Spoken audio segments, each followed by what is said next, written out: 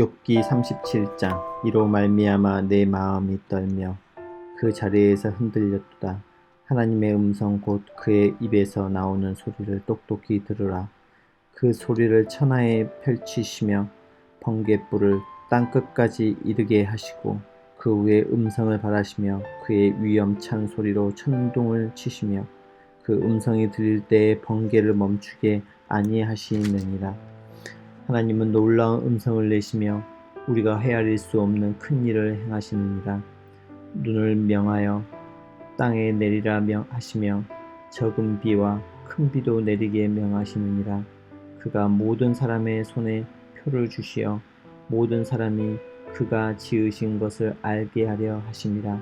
그러나 짐승들은 땅 속에 들어가는 그 처소에 머무느니라. 폭풍우는 그 밀실에서 나오고 추위는 북풍을 타고 오느니라. 하나님의 이쁨이 얼음을 얼게 하고 물의 너비를 줄어들게 하느니라. 또한 그는 구름에 습기를 실으시고 그의 번개로 구름을 흩어지게 하시느니라. 그는 감싸고 도시며 그들의 할 일을 조롱하시느니라. 그는 땅과 육지 표면에 있는 모든 자들에게 명령하시느니라. 혹은 징계를 위하여 혹은 땅을 위하여 혹은 긍휼을 위하여 그가 이런 일을 생기게 하시느니라. 욥이여 이것을 듣고 가만히 서서 하나님의 오묘한 일을 깨달으라. 하나님이 이런 것들에게 명령하셔서 그 구름의 번개로 번쩍거리게 하시는 것을 그대가 아느냐. 그대는 겹겹이 쌓인 구름과 완전한 지식의 경이로움을 아느냐. 땅이 고요할 때에 남풍으로 말미암아 그대의 의복이 따뜻한 까닭을 그대는 아느냐. 그대는 그를 도와 구름장들을 두들겨 넓게 만들어 녹여부어 만든 거울같이 단단하게 할 수 있겠느냐. 우리가 그에게 할 말을 그대는 우리에게 가르치라. 우리는 아둔하여 아뢰지 못하겠노라. 내가 말하고 싶은 것을 어찌 그에게 구할 수 있으랴. 삼켜지기를 바랄 자가 어디 있으랴. 그런즉 바람이 불어 하늘이 말끔하게 되었을 때 그 밝은 빛을 아무도 볼 수 없느니라. 북쪽에서는 황금 같은 빛이 나오고 하나님께는 두려운 위엄이 있느니라. 전능자를 우리가 찾을 수 없나니 그는 권능이 지극히 크사 정의나 무한한 공의를 굽히지 아니하심이니라. 그러므로 사람들은 그를 경외하고 그는 스스로 지혜롭다 하는 모든 자를 무시하느니라. 하늘에 계신 우리 아버지여, 이름이 거룩히 여김을 받으시오며 나라가 임하옵시며 뜻이 하늘에서 이룬 것 같이 땅에서도 이루어지이다. 오늘날 우리에게 일용할 양식을 주옵시고 우리가 우리에게 죄 지은 자를 사하여 준 것 같이 우리 죄를 사하여 주옵시고 우리를 시험에 들게 하지 마옵시고 다만 악에서 구하옵소서. 대개 나라와 권세와 영광이 아버지께 영원히 있사옵나이다. 아멘.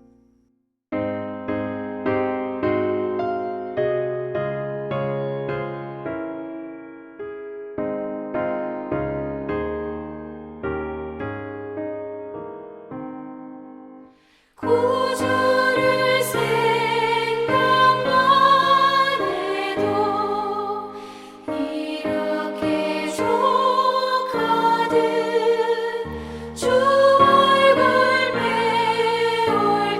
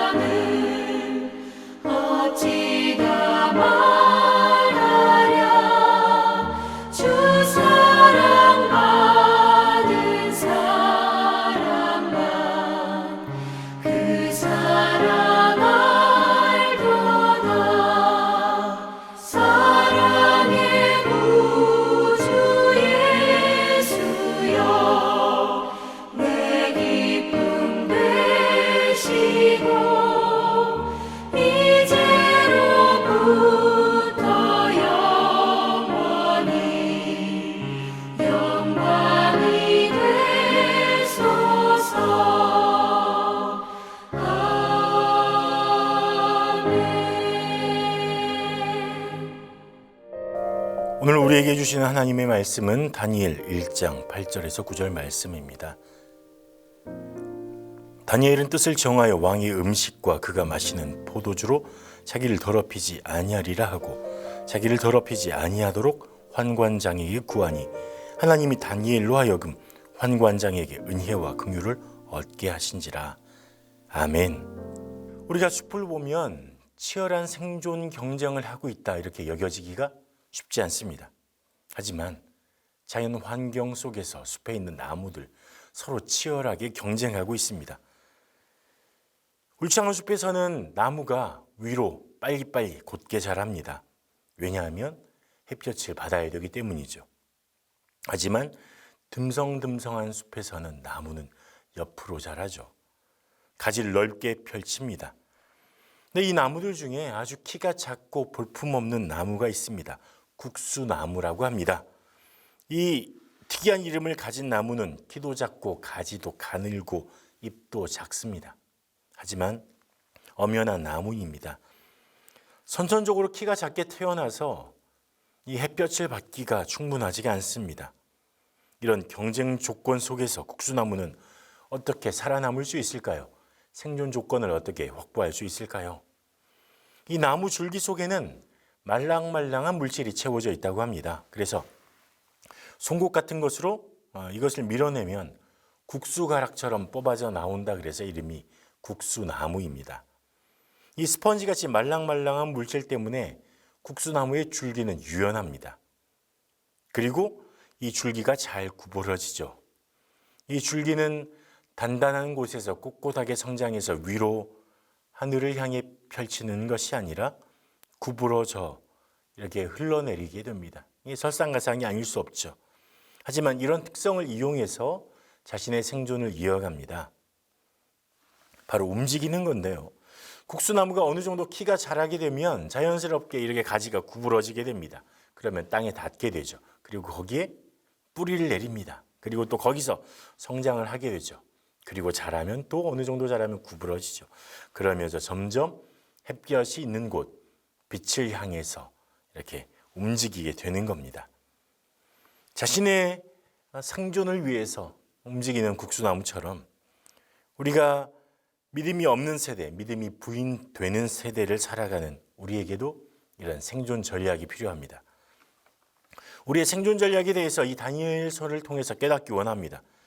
우리에게 원래 주어진 본문은 다니엘서 1장 8절에서 21절까지의 말씀입니다. 이 부분은 세 부분으로 나눌 수 있는데 첫 번째 부분은 8절에서 16절입니다. 왕의 음식을 거절하는 다니엘과 세 명의 친구 이야기죠. 두 번째는 17절에서 20절까지 시험에 대한 이 성공적인 결말의 모습을 보여줍니다. 그리고 마지막 20절에 고레스 왕 원령이다 이렇게 기록하고 있습니다. 오늘 본문을 이렇게 좀 축약해서 이야기하자면 위기에 대한 대응과 극복이라고 말할 수 있습니다. 그리고 저는 그래서 오늘 함께 나누는 말씀의 제목을 생존 전략 이렇게 칭했습니다. 앞서 나무 이야기를 했지만 치열한 경쟁 속에서 살아간다는 것, 살아남는다는 것 힘든 일입니다. 하지만 우리의 생존은 믿음의 영역에서도 진행됩니다. 믿음을 지키면서 이 불신의 땅에서, 불신의 시대에서 어떻게 살아남을 수 있는가? 우리는 몇 가지 선택을 할 수 있을 것입니다. 첫 번째, 이 불신의 시대에 동화돼서 이것도 아니고 저것도 아닌 뜨겁지도 않고 차갑지도 않은 상태, 세상과 잘 구별되지 않는 상태로 살아가는 것. 물에 물 탄 듯, 술에 술 탄 듯, 그렇게 사는 방법이 하나가 있겠죠. 두 번째는 불신의 시대에 오히려 세상을 등지고 세상을 버리고 세상과 결별한 채로 문을 걸어 잠그는 방법입니다. 아니면 세상의 불신의 세상에서 오히려 하나님의 탁월함을 드러내면서 살아가는 것, 이런 방법이 있을 것입니다. 우리는 답을 알고 있습니다. 세상의 불신을 무너뜨리고 세상 가운데 믿음으로 우뚝 서야 한다고 말합니다. 하지만 이것은 어떤 선택보다 힘든 일입니다. 실패할 가능성도 많습니다.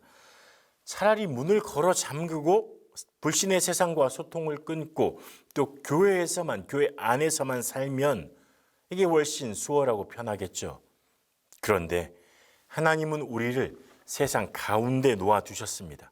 그리고 우리가 이 불신의 세상에서 어떻게 살아가야 하는가에 대해서 하나님을 의지하도록 했고 우리에게 다니엘서의 말씀을 주신 거죠.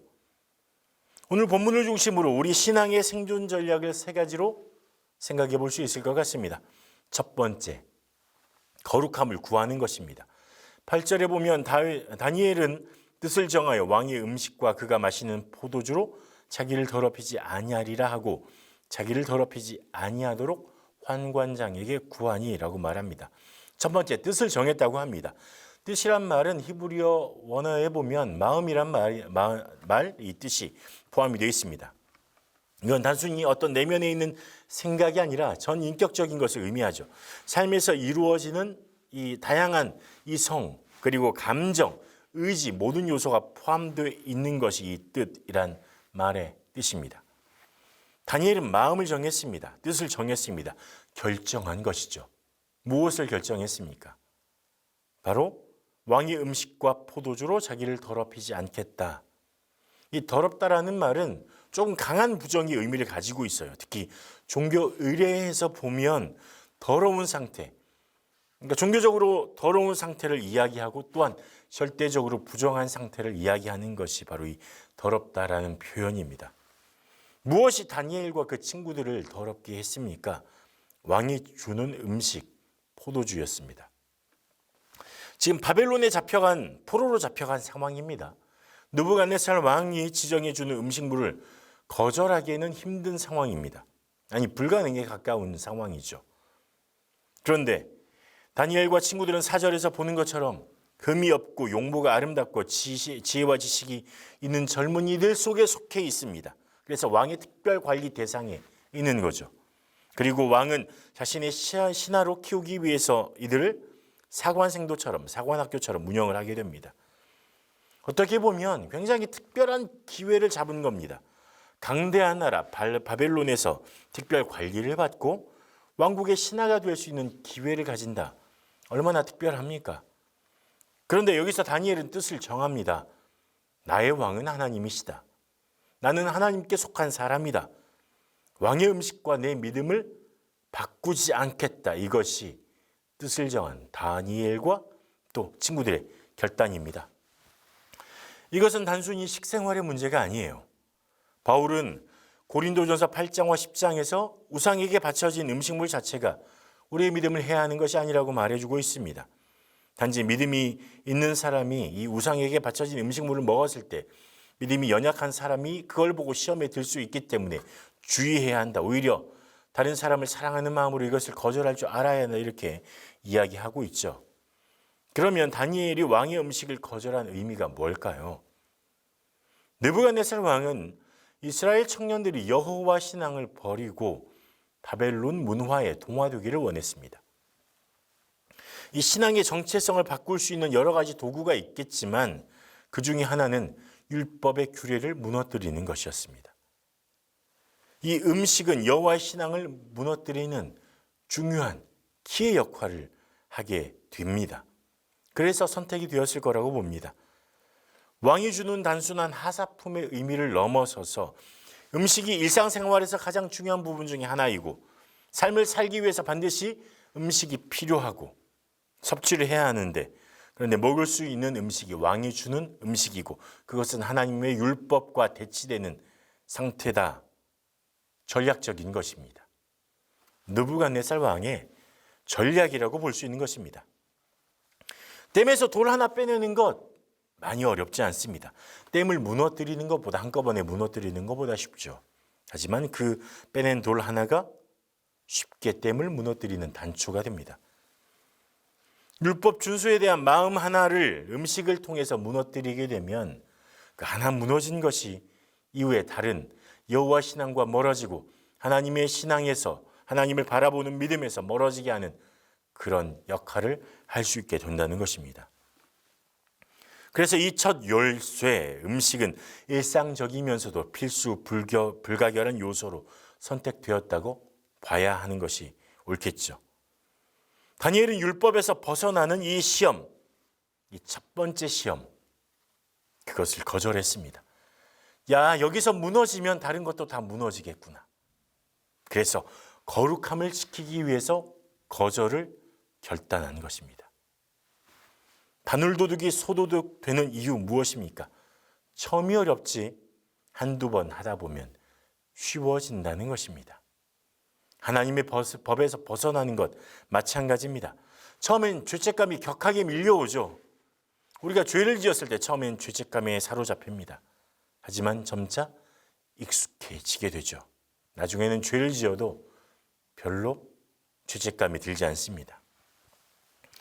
그래서 다니엘은 느부갓네살 왕의 동화 전략, 중요한 영역, 하나님의 계명을 깨뜨리는 이 음식물의 문제를 거절하는 것을 결단했던 것입니다.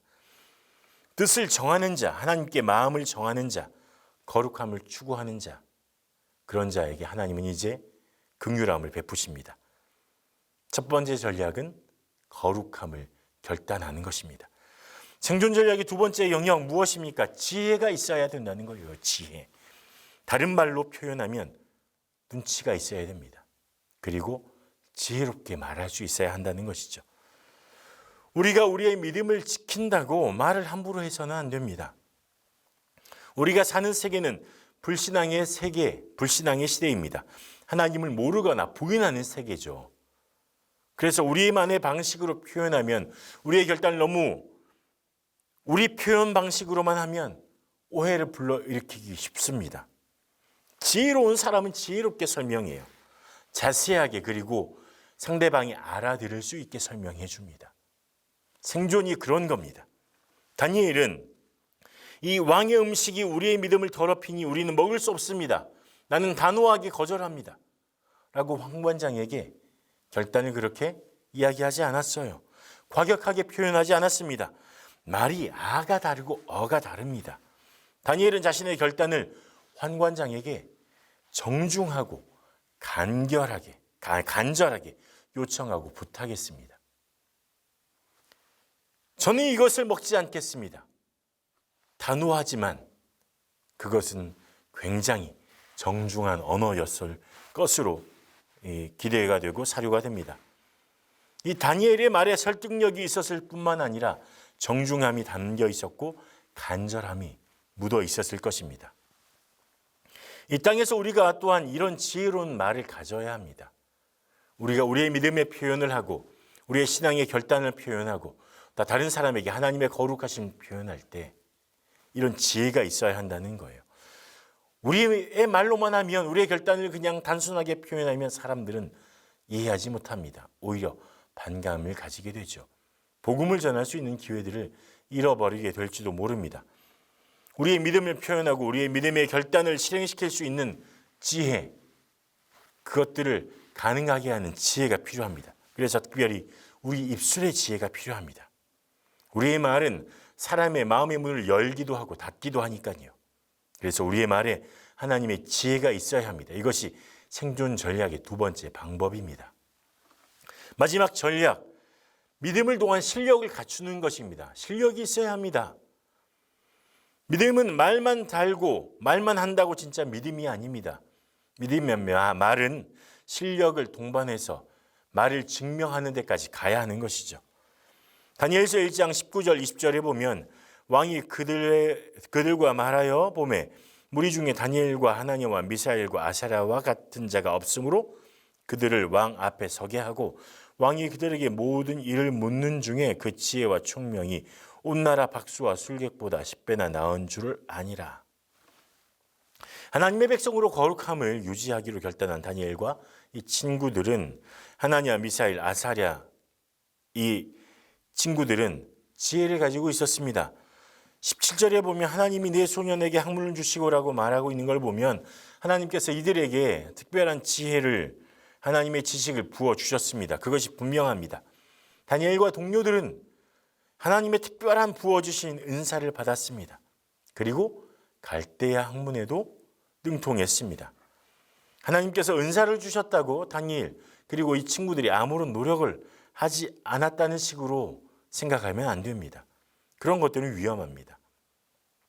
다니엘이 환관장에게 왕의 음식을 거절하면서 시험을 수행한 것을 보면 제대로 이 일을 겪어낸 상황을 보건대 결단력과 함께 충분한 절제력을 가지고 있었음이 분명합니다. 그러니까 진미, 왕의 음식, 정말 풍요롭고 먹을 만한 것들, 정말 사람들이 먹고 싶어 바라지 않는 것들이 있음에도 불구하고 거절하고 결단했다는 것, 충분한 절제력을 가지고 있었다는 거죠. 그래서 이들의 삶의 태도를 보았을 때, 그리고 갈대 학문을 배우고 학문을 연구함에 있어서도 이들이 많은 노력을 기울였을 것으로 우리는 보아야 합니다. 믿음이 있다는 것은 말로만 하는 것이 아닙니다. 삶의 능력이 있는 것입니다. 그냥 소리만 요란한 깡통이 되는 것이 아닙니다. 실력, 내용물이 있어야 하는 것이죠. 이 내용은 삶에서 나타나는 것입니다. 세상에서 모두 높은 지위에 가야 하고 돈 잘 벌어야 하는 것, 이것이 실력이 아닙니다. 내가 있는 자리에서 최선의 경주를 다하는 것, 신실함으로 다른 사람들이 저 사람은 참으로 신실하고 믿을만하다 인정받는 것, 우리의 말이 신뢰로 드러나는 것, 다른 사람이 그렇게 인정하는 데까지 나아가는 것, 그것이 실력인 것이죠. 우리가 이 땅에서 살아가는 전략은 세 가지입니다. 거룩한 삶의 결단, 그리고 좋은 판단을 할 수 있는 지혜, 말의 지혜, 그리고 믿음의 실력. 이 모든 것이 성령의 능력으로 여러분들에게 주어지길 소망합니다. 이 세상을 살아가면서 거룩함으로, 그리고 지혜로, 그리고 실력으로, 믿음으로 보여주는 여러분들 되기를, 세상에서 그래서 하나님의 나라를 이루어가는 우리 믿음의 가족들 되길 간절히 축복합니다. 기도하겠습니다. 하나님, 이 땅에서 하나님의 백성으로, 하나님의 자녀로 살아가며 다니엘처럼, 또 다니엘과 친구들처럼 하나님 앞에 거룩함을 결단하고 뜻을 정하는 사람 되길 소망합니다. 뜻을 정했을 뿐만 아니라 그 뜻을 정한 것을 정말 지혜롭게 또 실행해 나가며 믿음으로 하나님 나라를 이루어가는 하나님의 사람으로 삼아 주시옵소서. 우리의 삶의 구석구석에서 이런 거룩한 결단과 지혜와 믿음의 실력들이 드러날 수 있도록 성령님 우리에게 힘과 능력을 허락하여 주시옵소서. 예수님 이름으로 기도합니다. 아멘.